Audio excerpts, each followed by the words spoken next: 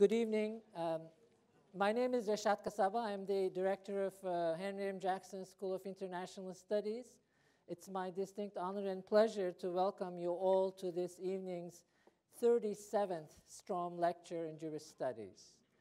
This is actually longer than I have been a professor at the University of Washington, which I've been thinking that it's a long time. So it's really impressive record. This is a very special night for us. It gives us, once again, an opportunity to remember the generosity and friendship of Sam and Althea Strom, whose support from very early on has turned our Jewish Studies program into one of the best and most accomplished program of its kind in the country. So we're very proud of our scholarship and of our students and of all the good things that the program is doing.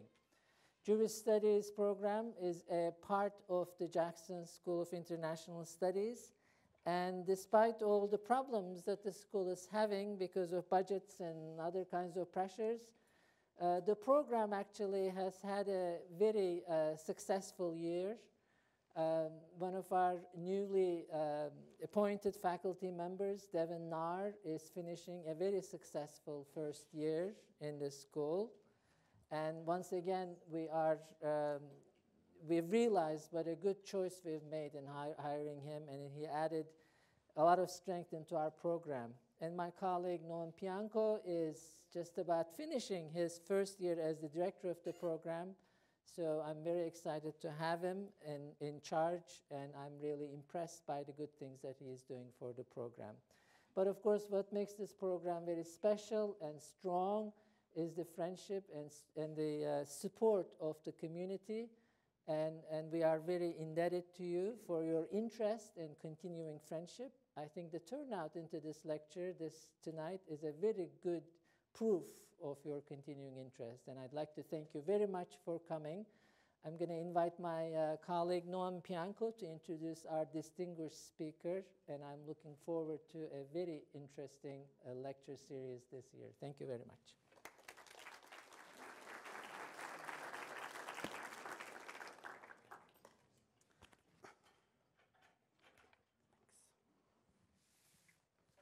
Good evening and welcome. It is a pleasure to see so many of you here tonight for our 37th Strom lecture. Not only have I not been here for 37 years, I'm barely 37 myself. So this lecture really is, for me, constantly reminds me, well, either how old I am or how young the lecture series is, I'm not sure. But either way, it is quite a testament to how long this lecture has been going on. And for me personally, as a graduate student, and even towards the end of my undergraduate career, the way that I learned about the University of Washington and the Jewish Studies program here was by a series of books that I read in graduate school that all had this Strom lecture attached to them. This lectureship has brought some of the leading scholars over the last 37 years. It's not only longevity that has made this program so unique, it is also the fact that so many tremendous books and scholarly achievements have come out of this program. And I know for me personally, it was my introduction to this program, and for many who know about our program throughout the country and throughout the year, throughout the world, it really is the Strom lectures that have helped to garner our national and international reputation as a leading Jewish studies program. As Reshat mentioned, this lecture is thanks to the generosity of the Strom family, and I personally remember for my first years here seeing Althea Strom in the front row, and we miss her tremendously, and she gave so much, and it was always such a pleasure to see her smiling and really being engaged and laughing and sometimes even cutting some jokes while the lectures were going on. And I would sit next to her some years and always enjoyed what she would whisper in my ear during those lectures. So we really do miss Althea, and I never had a chance to meet Sam, but their family really has made this program what it is. I also want to thank, while we're here, as Reshat said, our program exists and thrives thanks to the support of this community. And I'm looking out and seeing so many of our supporters, and particularly the members of our advisory board who have done so much this year and in years past to make sure that our program has what it needs to run and to thrive. So thank you. And of course to Rashat and the Jackson School. It really is a tremendous home for our Jewish Studies program in the Jackson School. And even though it is not a typical place for Jewish Studies to be housed, I can't think of a better place for the Jewish Studies program to be housed here at the university. Would you mind just turning that off? Thank you. We have had a wonderfully successful year here in the Jewish Studies program, and I'll tell you just briefly about it, and then I will introduce our speaker for the night. For those of you who know what our program does, I will just remind you that we reach over 1,000 students a year through dozens of courses that explore the richness and diversity of Jewish cultures across time and space. We won, at the beginning of the year, a very prestigious national grant to do innovative public programming, and with those funds, we put together 4 large talks around themes of Judaism and social justice that took place and were incredibly well attended and raised some fascinating conversations. We paired national leaders in social justice, running Jewish organizations committed to social justice, with University of Washington faculty, and it was quite a unique set of talks. We had folks including Ruth Messenger and others come, so that was another area of our success for the year. I'm also very excited about our new digital initiative. We have launched, I think, what is really the first blog site for a Jewish Studies program around the country. It's called uwvideo.org. I encourage you to hopefully after the lecture, but if you want to check it out now, you can. But it is a blog site that allows students and community members to talk about some of the issues that we think about in Jewish Studies, and I'm thrilled that we have been able to make progress with that.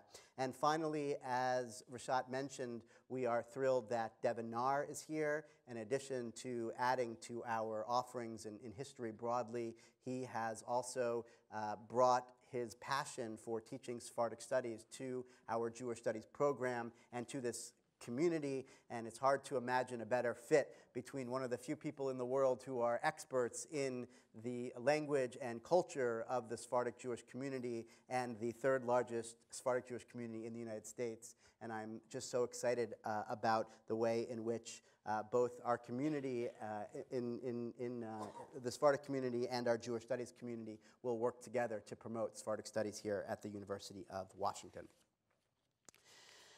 Onward to introducing our lecturer. For those of you who have spent any time in the Jewish community, whether in formal meetings or in informal conversations around your dinner table with your children, everybody seems to be asking themselves, what is going on with the young adults these days? What's happening with the youngsters? They seem like they do things in ways that are difficult to understand.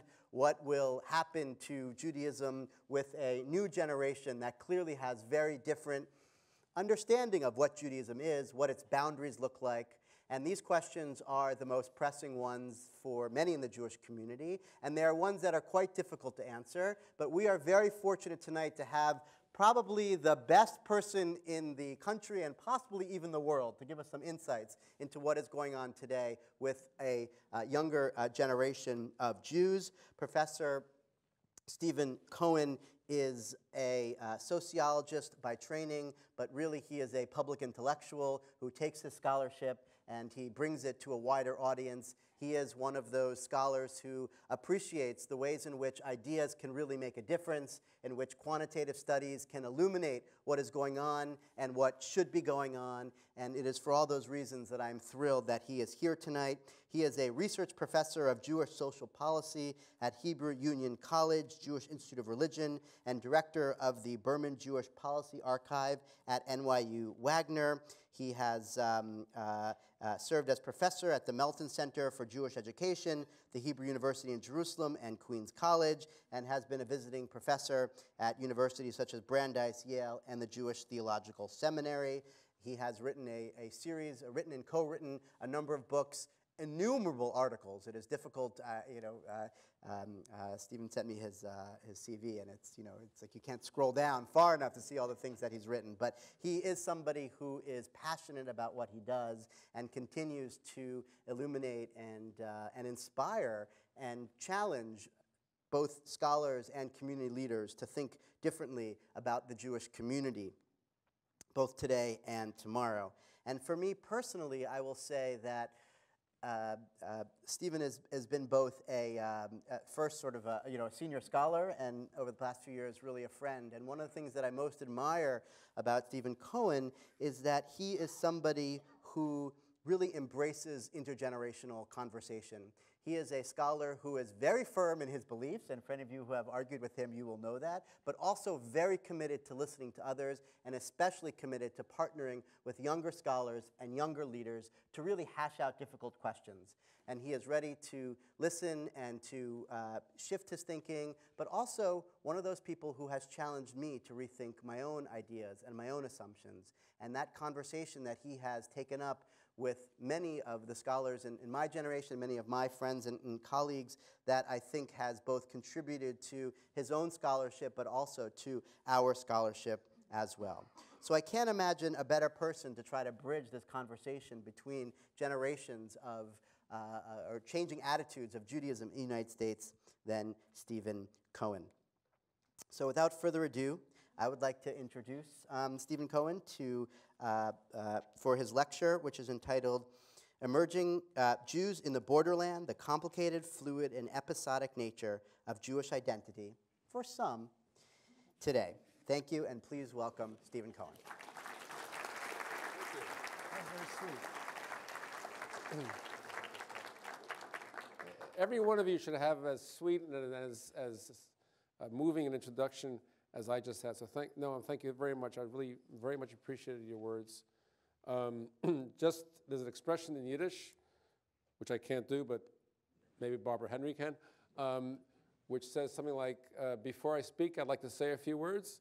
So, so I am duly impressed when I looked at the Jewish population study of Seattle, and I realized that by any reckoning, roughly 1%, if most of you are Jewish, which is a reasonable assumption, you don't have to be a sociologist to figure that out, but it looks like about 1% of the adult Jewish population of Seattle is now sitting in this room, and that's a remarkable achievement. In fact, there's so many people, there's some who are lined up outside, so those of you familiar with the expression, the overflow service will take place shortly following this one. Say you're outside and get out. Anyway, that's one thing I wanted to say before we started. And the other thing I wanted to say is that everyone's mentioned the significance of 37 years. Well, it turns out I actually have a reason. I have been a professor 38 years. So I waited all this time to be invited to give the Stram lectures, and I'm very glad that in the first year that Noam Pianko has become chair of this department, that I've earned this great privilege. And Noam, if we could arrange that 37 years from now, I can do the second lecture, I'd be very appreciative. It would be a miracle if I'm here. The only issue with Noam's wonderful introduction is that I'm not exactly talking about, I mean, I'll do a little bit, but I'm not exactly talking about the next generation. There is a very good talk that I can give on the next generation. It's not the one I prepared for tonight. The talk is, the title is correct. I've recently become fascinated. This is the first time I'm speaking about this anywhere. I've become fascinated with a group who I'm calling the Borderland Jews. Jews who dwell in the borderland of Jewish identity. They're within the circle somehow, but they're really at the fringes, and I'll explain what I mean. And it wasn't that long ago. It was in 2001 that we did a national Jewish population study, and I was called in to try to fix it. Did my best. But I am the singularly responsible for reducing the Jewish population of the United States by 200,000. And here's what I did. I was called in to look at the study and to pass professional judgment on it. And at the time I was called in, no one knew this. We had 4.2 million Jews, And I said, that's ridiculous. First of all, it's wrong. But second of all, I'm an Israeli. I made Aliyah in 1992. I said, we have a lot of problems in Israel. We're under attack. We don't want the American Jewish population to drop to 4.2 million. It's not good for us. So we're going to find more Jews. Seriously. I said, so I found 1.25 million. And then I looked and I found 200,000 who were Christian. I said, no, they're not Jewish. And instead of reporting 5.4 million Jews, which happened to be an underestimate, but as many as I could find, we reported 5.2 million Jews, because I thought at the time, and I think I was right then, but I'm saying I would be wrong today. I think I was right then to say that Jews who call their religion Christianity were not seen by most Jews as Jewish, and therefore they shouldn't be counted as Jewish. I did have a scientific reason, even with my interest in getting the maximal sustainable number of Jews in the population. Today, I would not make that judgment, and I'm going to try to explain why to you that I would make. In fact, I have not made that judgment. I've changed my judgment on later surveys that I've done, and I want to explain to you the significance of that. But before I do so, I know in a little while you're going to have a chance to ask questions, but I'm going to ask you some questions. Of course, I have to apologize. I need to conduct a public poll of people who regard themselves as Jewish in the room. So those of you who are not Jewish, just take it easy. I'm not trying to exclude you. I believe in diversity, inclusiveness. Some of my best friends are non-Jewish. But I'm going to ask you a number of questions like we ask on our surveys. And I'm just curious to see the hands, and I'm going to make a point about this. First question. How many of you identify in the following three ways? And the three possible answers are Jewish, partially Jewish, or not Jewish. So not Jews, you can participate in this one. Jewish, hands down. Partially Jewish. One, not Jewish? A few, okay. Of those who identify as partially Jewish or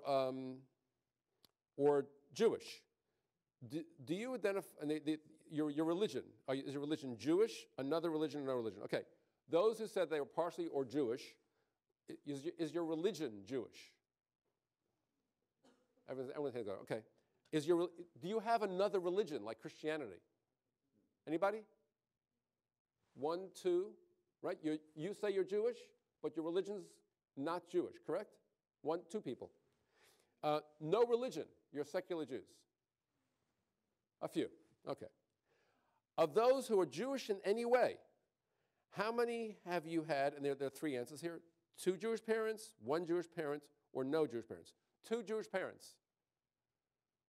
Damn. 1 Jewish parent. No Jewish parents. A few. Of those who, last one, of those who are Jewish with no Jewish parents, who identify as Jewish in any way, how many of you, the two possibilities, did you go through a formal conversion to Judaism or didn't you? Formal conversion? Not formal conversion, but you're Jewish. No one. Okay. My point is that all those minority, strange answers that hardly anybody raised their hands to in this audience, out there, out and around in America, there are lots of people giving those other answers. Not most, significant numbers who are saying things like, I am partially Jewish. So it turns out to be a fairly common answer. And other answers like that. I did a survey with Sarah Ben-Or, and we had a simple question. We thought, are you Jewish? Are you Jewish? And the answers are yes, no, and it's complicated. We got like 5%. It's complicated. Like what? All right. That was about four years ago, and where I'm beginning to understand. It's complicated. It's not so easy. You remember the Meryl Streep in that movie, right? It's complicated. Some of us don't have it all figured out yet. And when you ask people their religion, I assume people, either, if they're Jewish, they either have the Jewish religion or none. No religion. They're secular Jews. Fine. But as in 2001, I learned at that point, 4% of who would have been Jews by that survey, and its number's a little larger today, of people who are Jewish. When you ask their religion, they don't say no religion.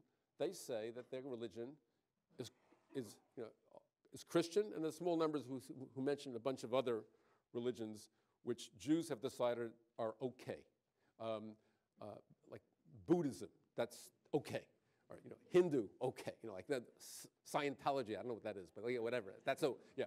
But like mamish non-Jewish religions, genuinely non-Jewish religions, like Methodist or something like that, there are Jews who actually say, yeah, that's me, and we're going to talk about how they got there, and then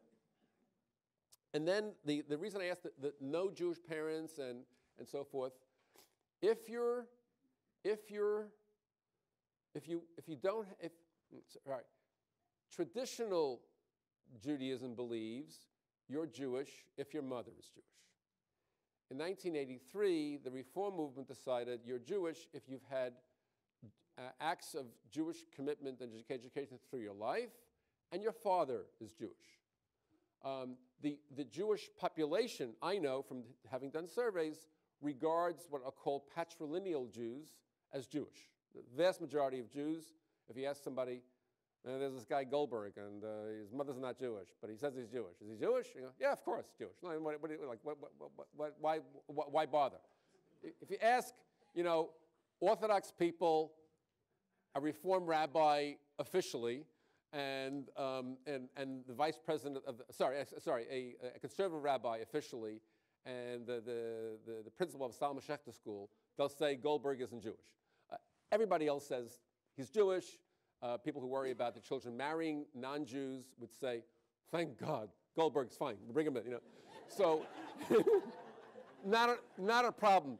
That guy's Jewish. Doesn't matter if his mother's name is Farillo or Riley or whatever. But what about no? Right. So we're American Jews. We're all agreed. One Jewish parent, either way, Jewish. What about no Jewish parents? Well, then there's a way. You become Jewish. You become Jewish by converting. You go to a rabbi.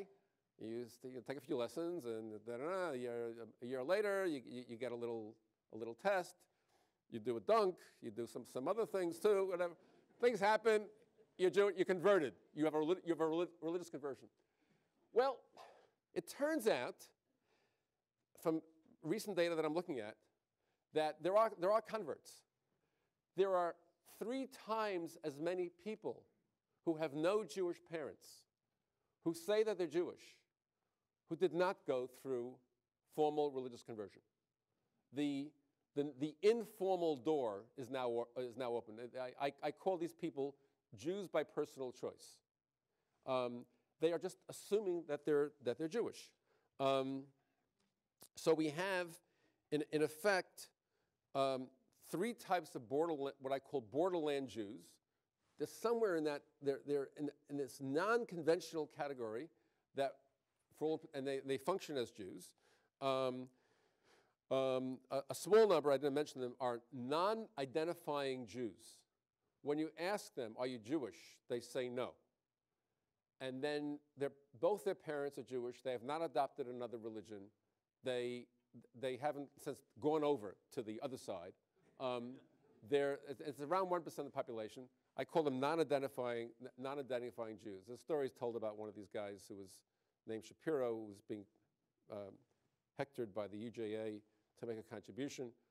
And he kept hanging up on the person, and the person said, but your name is Shapiro. He goes, yeah. Well, that means your father's name was Shapiro. He goes, right. Well, your father must have been Jewish. No, we're not Jewish. I'm not Jewish. I'm telling you I'm not Jewish. Go away. Don't bother me. And then they say, yeah, but what about your father? And my father, Oliver Sholem, he wasn't Jewish either. And my father, God, on him maybe it's the Hebrew word for. But I'm not talking about those types of people. But there are people like Shapiro in the population. They exist, about 1 in 100. There's as many of them in the population as you are of Seattle, all right? So they exist. We also have these Jews by personal choice who are Jewish with no Jewish parentage and never went through a formal conversion. Many more of them than formal converts. And there are people, a little bit of overlap with converts and others, who are Jewish and have a religion other than Judaism. They have religion, a few and Judaism and Christianity, but a lot of them just are Christians who are Jewish. By the way, those of you who have any familiarity with FSU Jews from the former Soviet Union, you should know they regard religion as philosophy. And one colleague of ours, Zvi Gittelman, says that they feel that they have that a Judaism practicing Russian Jew will feel greater social closeness with a Christian practicing Russian Jew than with a Moroccan Jew. Their definition of being Jewish is heavily ethnic, and an Orthodox Moroccan Jew makes no sense to them. But a Christian Russian Jew makes a lot of sense to them, because your religion is just kind of it's like an epiphenomenon. It rides above who you are. It's not important to your identity. So I'm looking at these numbers, and they're adding up. There's 10, 15%, some number of the population that is in these unconventional categories today that didn't exist before. They just weren't there. Look at you. Look at your answers. This very crowd exemplifies the standard definition of who's Jewish. You're Jewish without equivocation. You say you're Jewish without equivocation. You don't say partially. You say your religion is Jewish, and the few of you who had non-Jewish parents became Jewish by way of formal conversion, and hardly any of you have non-Jewish religion in your as your affiliation. So this crowd typifies the conventional pattern of Jewish life, and I'm telling you, on our surveys, we're picking up all these other people. Obviously, none of they didn't want to show up here because they were embarrassed with my talk, but I assure you they really do exist. So I want to ask 3 questions of this phenomenon, and actually to redeem myself in Noam's introduction, all of these trends are becoming more frequent among younger Jews. So here, this is one of the aspects of being a younger Jew today, that either you're in this category, or as a younger Jew, you have many more friends and family members who are in this category. The Jewish life is changing for you because of all these people with these unconventional categories.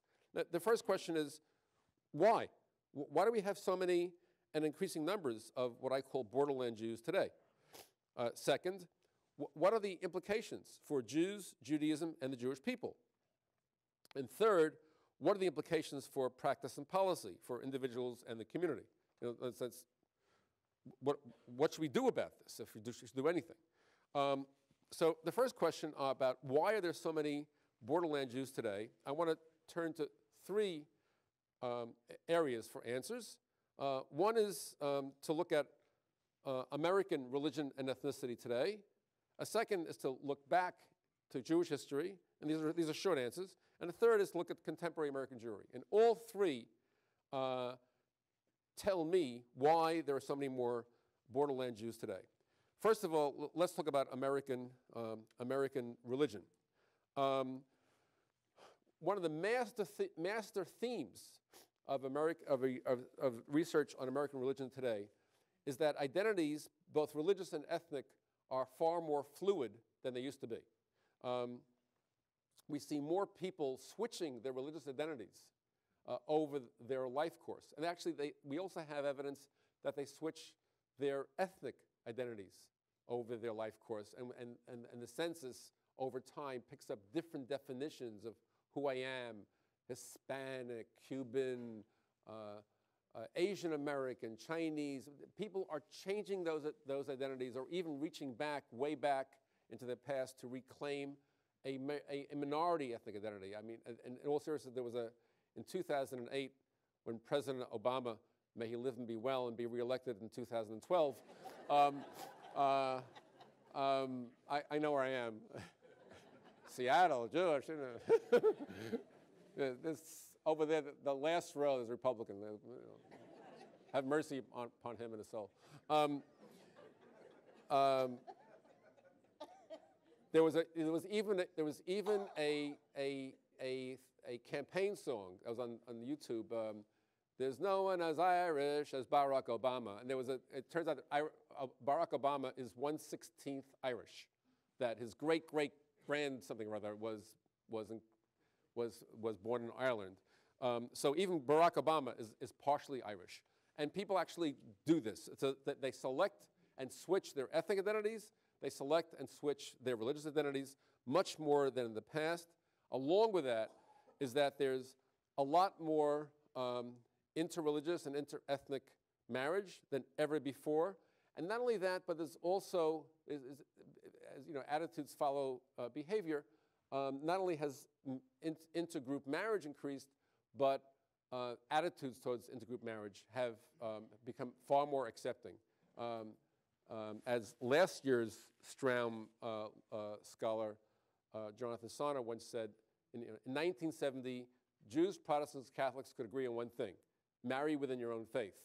And by 2010, whatever it was, you know, recently, only some Jews still believe that. Catholics, Protestants, and most Jews actually said that's not just not an issue. So there's a lot more fluidity of identities. Secondly, identities are more malleable. So we have fluidity and we have malleability. Malleable means you can kind of make it up. You can invent, you know, what you are. And it happens all over. There's a book by Mary Waters called Ethnic Options.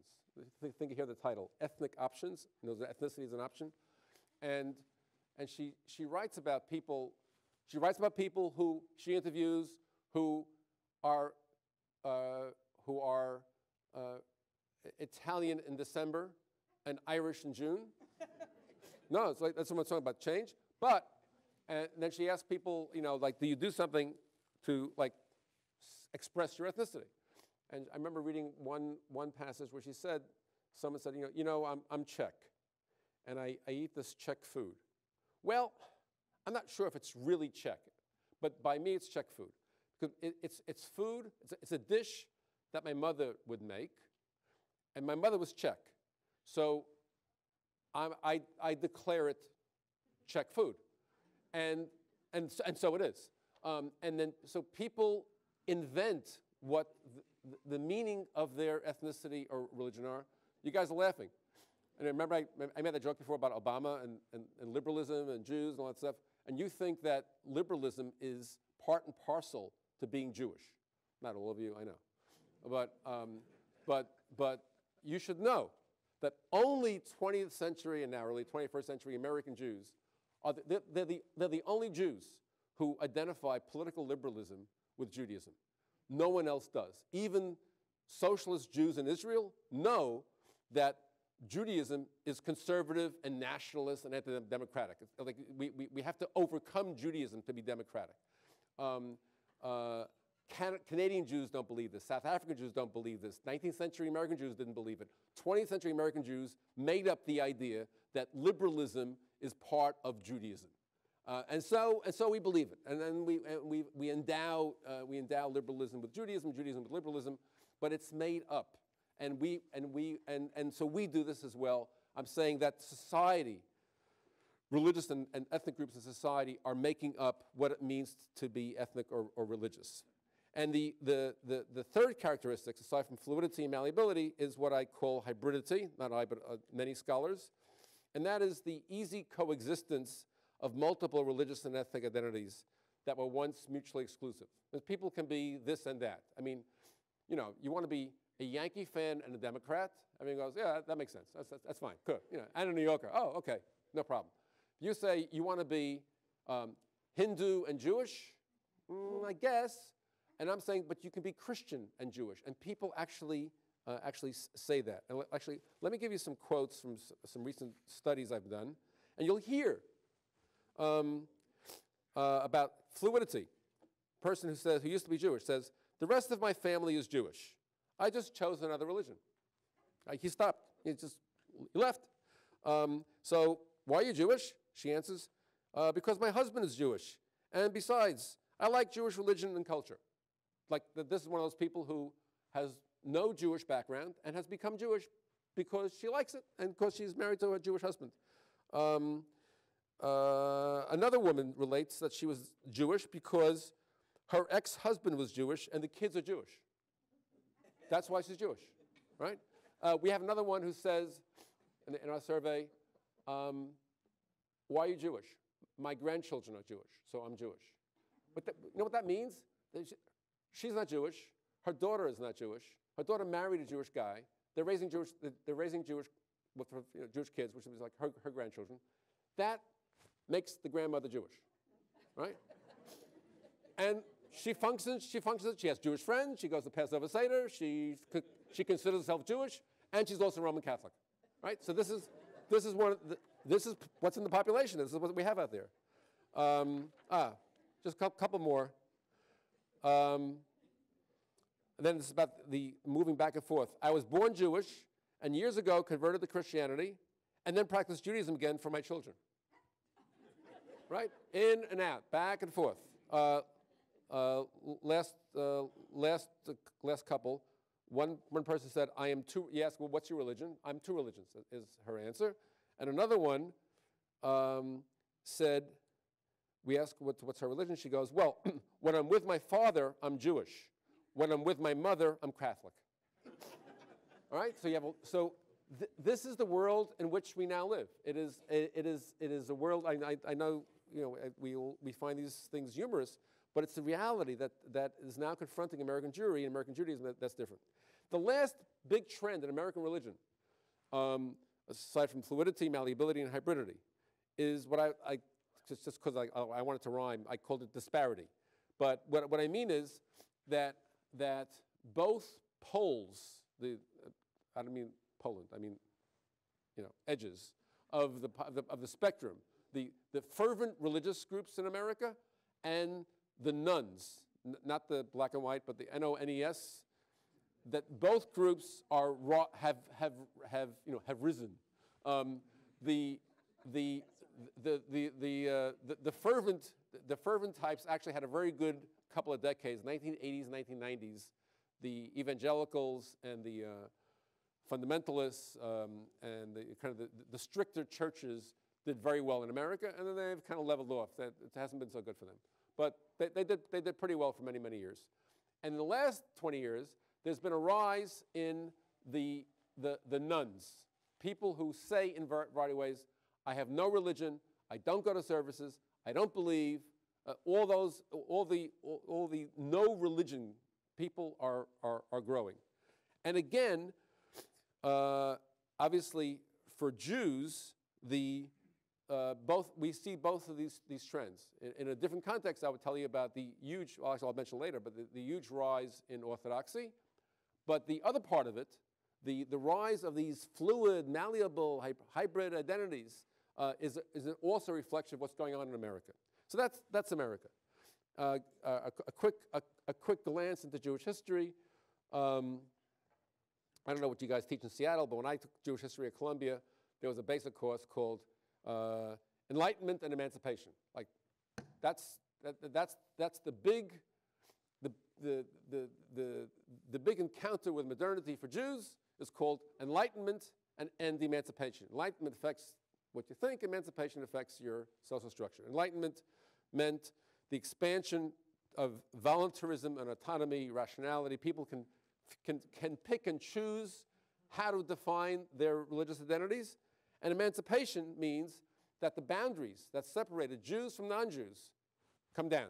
And the whole history of Jewish life since 1750 has been trying to figure out how do we encounter, how do we grapple with enlightenment, a changing world, a changing worldview, and emancipation, which is like the Enlightenment is true of all people, and emancipation is a peculiar Jewish condition in that Jews were one of the few ethnic religious minorities in Europe who were a separate legal and political class, and Jews experienced the end of that separation. And so those two trends in Jewish history are playing out today. And lastly, American Jewry. Specific to American Jewry, what's been going on in the last 20, 30, 40, 50 years? One factor has been the far greater acceptance of Jews by the larger society, which makes all this fluidity possible. When I was in grad school in the early 70s, I remember I was studying social distance surveys. You know, how distant do you feel from different groups that were conducted in the early 60s. And on those surveys, as I recall, Jews were the lowest ranking white ethnic group. Jews beat blacks and Puerto Ricans, but lost out to Portuguese, Italians, and then, you know, on upward. At the top of the scale were Episcopalians, and Jews were at the bottom of the white scale.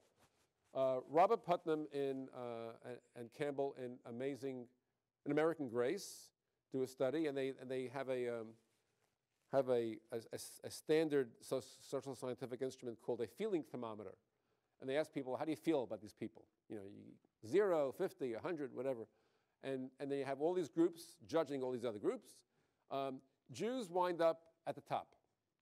Jews who in the early 60s had been at the bottom of the white ethnic list, now in 2009 or so, emerge at the very, very top of the American list. They are the most admired group in America. Now, I see some of you shaking your head, no. To you, I say, I remind you of the insightful words of Israel's foreign minister, Abba Eban, who once said that Jews are the one people who can't take yes for an answer. So I know that you've experienced deep anti-Semitism. It has really, really tremendously limited your life chances. It's prevented you from achieving all that you want in life. You've been shut out of the upper middle class. You're forced to live in certain neighborhoods that you didn't want to live in. Your kids couldn't go to certain schools. But I assure you that actually Jews are beloved in American society. They're highly admired. As Putnam said, we are richer, smarter, and funnier than other people, and that's why we're admired. And basically, on two of those, he has clear evidence that Jews actually do have extraordinarily high economic status on average, although there are thousands of poor Jews, and Jews have the highest educational status of any religious group in America, except for the Hindus, although there are a lot of stupid Jews. So it's not, I'm talking to you about averages and not about the entire population, but really, and in terms of funny, there's Jon Stewart and me. So I assure you, Jews are widely admired. There's a reason why half of American Jews, when they marry non-Jews. Half the story is that Jews fall in love with non-Jews. The other half of the story is that non-Jews fall in love with Jews. 75 to 80% of younger American Jews have had a romantic relationship with a non-Jew. This is a phenomenon which my grandparents would have no understanding of. Like, you know, Bubby, did you ever date? She wouldn't understand. She wouldn't know, you know, non-Jew. She couldn't put any of this stuff together. But that is the common experience of young Jews today, is that they love and are loved by non-Jews, and that is a major shift in American society. that also makes for this fluidity I'm talking about. And then immediately leads to intergroup marriage and friendship. Intergroup marriage, in turn, generates a lot of these people that have multiple religious identities, who have the ability to move in and move out of the population, who can define being Jewish in any kind of which way they wish. The other factor that we know about the intermarried and the children of the intermarried is that they score lower on all measures that we have of Jewish involvement and engagement, however you measure such things, but they are especially low scoring on the ethnic measures rather than the religious measures. In other words, the gaps between in-married and intermarried on, let's say, Passover Seder are not as severe as the gaps on having other Jewish friends or living in a Jewish neighborhood. So the ethnic measures are wider, and the ethnic measures with the largest gaps have to do with Israel. On Israel measures, the intermarried and the in-married, or the children of the intermarried and the children of the intermarried, have the widest differences, and as a result, intermarriage is creating the types of people who are living in this Jewish borderland, but they're also these people who are in the borderland, and this is part of the policy challenge to American Jewry, are bringing a way of being Jewish which, let's just say, departs from the prevailing or inherited notions of what it means to be Jewish. And now I want to get to the last and the next, essentially the last area, which is, well, what does this all mean, and what do you do about it? So just to give you a quick kind of socio-demographic sketch of American Jewry, all Jews can be divided into three groups: the Orthodox, the intermarried, and the in-married non-Orthodox. That's a very crude division that actually, if you're marketing, would be a pretty good market segmentation, because you have really three different Jewish markets out there. The Orthodox have been expanding enormously in size over the last 10 or 15 years for all kinds of reasons, but they really have very high birth rates, and they retain their young people as Orthodox, much more so than the past, especially if they're Haredi Orthodox rather than modern Orthodox, but the modern Orthodox are also clearly in the areas of positive population growth. The intermarried population, as I indicated, is growing in size, but the intermarriage rate has not been going up. It's been holding steady at around 47 to 50%. But it's generating lots of people who in turn either are not Jewish or who marry non-Jews, a few of them marry Jews, and who form this borderland. Between these two groups is this group which is largely in-married, not entirely, largely non-Orthodox, and that group is, I can call it the mainstream. That group has been shrinking in absolute and in relative number. And every institution of that group has been declining in power and size. Think about the following. I'll just go through a quick list. Reform Jews, conservative Jews, Federation, Hadassah, B'nai B'rith, National Council of Jewish Women, supporters of Israel outside of Orthodoxy. Pick any of these measures. All of those phenomena are having shrinking membership and or aging membership. It's what you hear about every single one of them. I just read today's paper, today's JTA, that the average age of B'nai B'rith is now deceased, which is really quite, really quite advanced. So,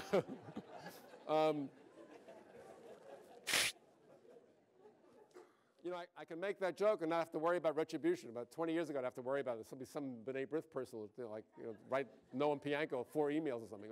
Well, before there were emails, he would write a letter. I don't know. But I don't have to worry now anymore. But I don't. By the way, I'm not happy with the decline of B'nai B'rith. Not that I've ever been a B'nai B'rith member, but I'm pro institutions and organizations, and I'm not happy that B'nai B'rith and Hadassah and all the rest are in decline. So it's in this background that we see the expansion of these borderland Jews, and what do they mean? What's the implication? One effect of the borderland Jews is that they further, I believe, the alienation of orthodoxy from the rest of American Jewry. The Orthodox have their own reasons for becoming more sectarian, and it's been for 200 years. Orthodoxy has been, not that long, roughly, has been negotiating its relationship with Klal Yisrael, the rest of Jewry, but certainly the high rates of intermarriage and the appearance of people whose Jewish credentials, in their terms, are not all that genuine, has supported those forces in Orthodoxy which have said, you know what, God will take care of those Jews. We can't be part of that population. Our children can't take the risk of marrying those children. We don't know how our grandchildren are going to turn out. And they have become more and more segregated from the rest of Jewry, in part because of the phenomena that the borderland Jews represent. Second, the growth of the borderland Jews means that there are fewer Jews who are able or interested in joining conservative Reform synagogues, paying for Federation and B'nai B'rith, Hadassah, all that stuff. So the mainstream is losing potential members. In addition to the actual population issues, there's a culture which, I'm not going to put off on the borderland Jews, but there's a culture of disaffiliation and deinstitutionalization in general, but this is part of it. In general, borderland Jews are part of the phenomenon of weaker attachment to all nodes of connection and collectivity. And by a node, I mean the most proximate being family, friends, neighborhood, institutions, community, Israel, Jewish people. These are not exactly parallel, and some of these are in people's minds, not in their actions, and some are in their actions, but not in their minds, and some are in their interactions. But however we measure these things, all of these nodes of Jewish connection and collectivity are in decline, and it's the borderland Jews who are the least attached on any of those levels. And the other implication of this borderland phenomenon is that because they move in and out, they produce Jews. If they produce Jews, they also produce more borderland Jews. They're growing. They're growing in number. So that's the reality. What are the policy objectives? I think collectively and not individually. My personal and Jewish hero has always been David Ben-Gurion, who thought about the importance of founding a state and the nature of the state that he wanted to found. He was not all that concerned with individuals. The way I think is in terms of let's call it the public health dimensions of the Jewish collectivity. And it's from that point of view, I'm suggesting that there seems to be some policy challenges and opportunities here. And one is to operate on an individual level, is to engage and integrate the borderland Jews. Given that there are so many of them, the population needs to respond to figure out, well, how can they become part of us? How can we keep them? How do we attract them? And secondly, once they're there, to elevate their commitment to Jewish life. Because I'm telling you that even if they identify as Jews, they do, they score low on all these measures of Jewish engagement, especially ethnic attachments in Israel. But at the same time that we bring these people in, we have we have the potential, depends what you value, of what I would say decollectivizing Jewish life and Judaism. In other words, being Jewish is not an analogy to being Methodist or Lutheran. It is not a religion. It is an ethnic religious combination, ethno-religious that has strong national and ethnic elements as well as what Protestants would call religious elements. The Borderland Jews bring a strictly or heavily religious conception of what it means to be Jewish, and in appealing to them, we may directly or inadvertently decollectivize, denationalize Judaism in the United States, which I would regard, from my value perspective, as deeply problematic. The last potential or challenge is to use the encounter with Borderland Jews and the different Jewish life that they represent to say, how do we create different forms of collectivity that actually can appeal to them and to a world which is, in fact, more fluid, malleable, hybrid, and so forth. And by that I mean that when it comes to social policy, we have not just two choices, but three. Normally, when we think of a challenge, we think either we have two choices: give in or fight back. Right? So, give in. Let's just do it their way, and give them the Judaism that they might like, and whatever it is, and let's see if we can get them. Other possibility is no. Hang tough, keep your principles. If you lose them, you lose them, but you can't. You got to choose, right? I want to suggest that we need to keep looking for, as indeed we have over history, a third option, one that is market relevant and mission loyal, and there could be a third way or third ways to construct Jewish community that can be appealing to people who do not want to live in a world of solid, impermeable identities that are exclusive and monopolistic and so forth and so on, but they are willing to be parts of community and to think of themselves as part of a collectivity, provided we can think of collectivity in different ways. So in sum, my last comment, our response to the growing number of Borderland Jews will affect not only who will be Jewish, but what will be Judaism. Thank you.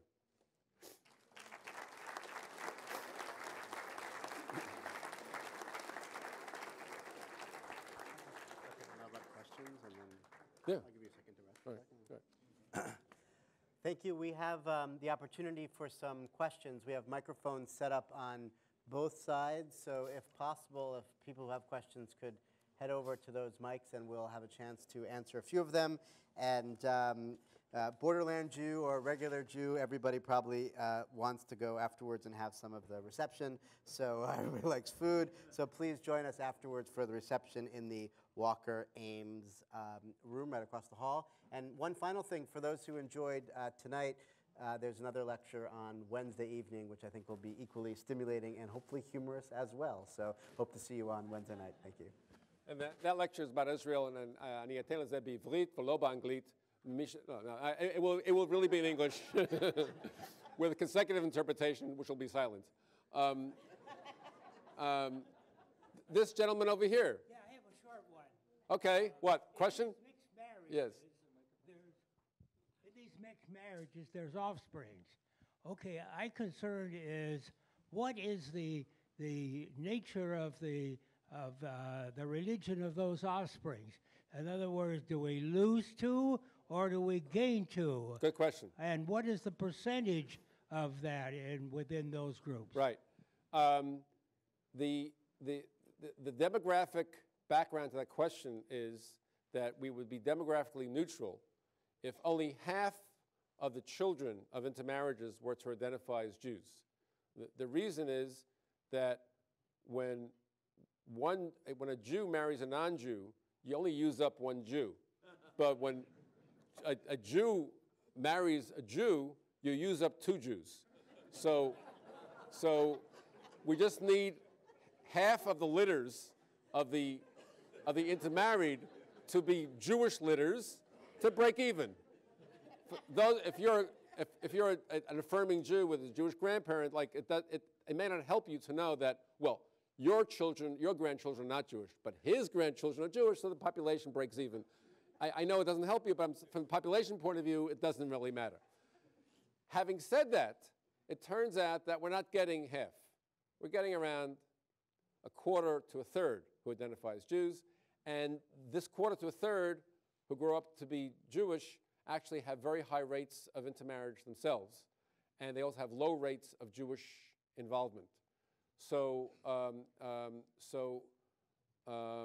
when it comes to intermarriage, I term myself an empirical hawk and a policy dove, which means that empirically I have really tried to project to the world that let's not sugarcoat this thing. This is not great for the population. From a policy point of view, let's talk about all kinds of ways in which we can engage these people. And I understand, but I really can't agree with those who would, who are hawk or doves. Either they say it's a terrible problem and therefore we should exclude them, or it's not a problem and therefore we should include them. To me, both of those positions make no sense. Obviously, if I did, I think they're wrong and I think I'm right. But that's what we're saying. There's a question over here from somebody, or I can't see because of the light. Yeah. Thank you. Can you say a bit more, and I think you just sort of started to, about the third way, about some examples? You've seen some really successful examples of how rabbis, Jewish communal leaders are exemplifying that third way. Well, the elements will have to come from attending to individual motivation and meaning building. In other words, we can't rely on the effectiveness of articulating inherited principles of belonging in order to ensure belonging. We're going to and people are doing this. We're creating communities and culture which attract people and in the process organically create norms to which people buy into. I'll clarify this by speaking about a friend of mine who's an Orthodox rabbi. And I remember we're having breakfast one day. We see each other every 6 weeks or so. And I said to him, Dan, how do you put up with me? Like, how do you, like, I'm not Orthodox. I'm not kosher. And the whole list. I said, because my generation's notion of orthodoxy is that Orthodox people think I'm Orthodox, and it's really my job to make you Orthodox. And I wanted to hear what he had to say. And he said, he said, orthodoxy is my choice for the way I want to be. You have chosen the way you want to be. And they're both equally valid ways of being Jewish. And I said, I knew there was an answer like that. I just needed to hear it. And I think that little exchange typifies what I'm trying to get at, that there are ways of creating normative systems and allegiance which are different from the ways we've done it in the past, and that respect and accept a strong dollop of personal autonomy and personal meaning making. That's the world that we're in. So we're going to have to work with that. We'll have to work with that world. And I'm saying let's do it, but let's not give up on some of our most cherished principles. If you say, well, you don't like that, you don't want a world in which we don't see loyalty and affiliation as a given, I'm saying, well, you don't have a choice. You can't. We can't go back and get that world that was a world in which we were, in a sense, all kind of children of ethnic immigrants, and we were excluded by the non-Jewish society. We were threatened, and so forth and so on. And therefore, we had no place to go, and we created a Jewish community. That was the world in which I grew up as a child in Brooklyn. It's not the world that exists right now, and therefore we have to make adjustments. And I think my talk about the Borderland Jews puts the adjustments in sharp relief and says, look at them. If we can create a community that appeals to these people who are sometimes Jewish, who could be Christian and Jewish, who move in and out of being Jewish, who are Jewish and something else. If we can attract those people, we can also attract people whose commitments are, in fact, more conventional. That's why I'm talking about this. I guess you're next. No, on the other side? I'm sorry, I can't say. In my neighborhood, there's a religious organization that calls themselves Bet Tikva, House of Hope. Their rabbi is the son of Holocaust survivors, and it turns out they're a Messianic church. They do their services in Hebrew. They're very pro-Israel, pro-Jewish. They need to have a police car in their parking lot during services because they get threats all the time. But they call themselves Messianics. Are they Jews or are they not Jews? My Federation committee asked the same question. I, as a sociologist, I favored calling them Jewish, but I would ask you the question. The committee in which I worked for in doing a population study said, no, they're not Jewish. My colleagues said they weren't Jewish, so I lost that fight. I would make the judgment on the basis of two questions. One, do they think that they're Jewish? I think the answer, by the way, is yes. And the second thing is, do Jews generally think that they're Jewish? I don't know about this crowd, I think that most Jews accept them as Jewish, and therefore I would say they're Jewish. I don't have the evidence, but if I learned that most Jews, or certainly in a certain community, would not regard them as Jewish, then I would say no, they're excluded by the group from being Jewish. So it's really, I yield to the collective wisdom or insanity of the Jewish population. And but I believe if they're not Jewish to now, they'll be Jewish in 15 and 20 years. That's my sense. Yeah. I have a very simple question. How does the emergence of these Borderland Jews affect the relationship to this, reflect the state of Israel, and how does the emergence of the state of Israel relate to the emergence of the Borderland Jews? I thank you for asking the question, because I think what I've been trying to say is that there's such, except on the kind of the most rarefied of policy levels, these are two ships that don't even touch in the night. It was like Israel is among the least of the concerns of the Borderland Jews. I asked the question. I can tell you, the percentages who care about Israel or have been to Israel, and they never go to Israel, and Israel doesn't deal with them. And if there's, like I said, in the rarefied policy area, if a conservative reform rabbi would want to convert them or represent them, and so forth and so on, so there'll be a conflict over one of these people. But that's about it. And because I am a Zionist and I am an Israeli and I care about these things, I'm worried about the shrinkage of the population that can be regarded as Israel engaged, and these people in particular and the trends that they represent point to a diminishing of the available population to be activated and mobilized on behalf of Israel. So to me, it's of deep concern for that reason. I hope I answered your question. Take one more. Down there? Okay.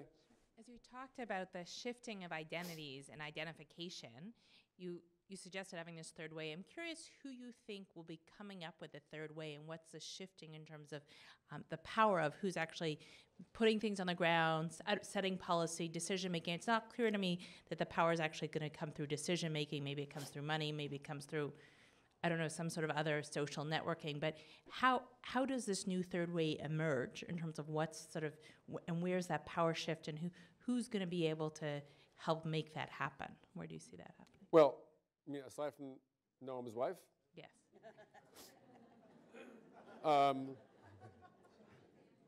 Look, that's Rabbi Rachel Nussbaum didn't ask me to come and speak here today, but I'll see you tomorrow. I'll tell you what I said. But it's activities like that that are important laboratories of social change that we can look at and that can experiment with new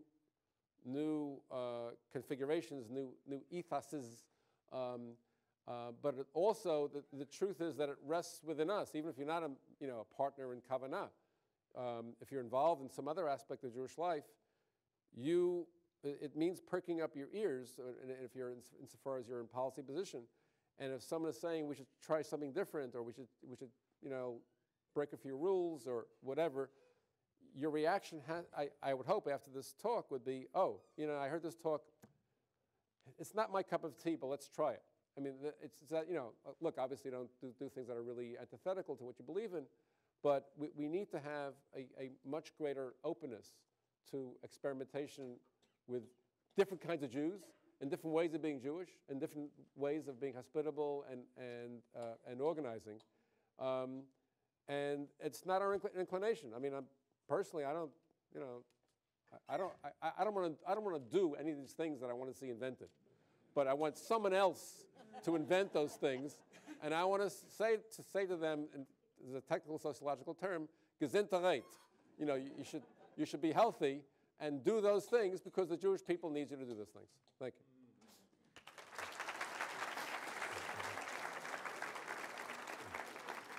Thank you.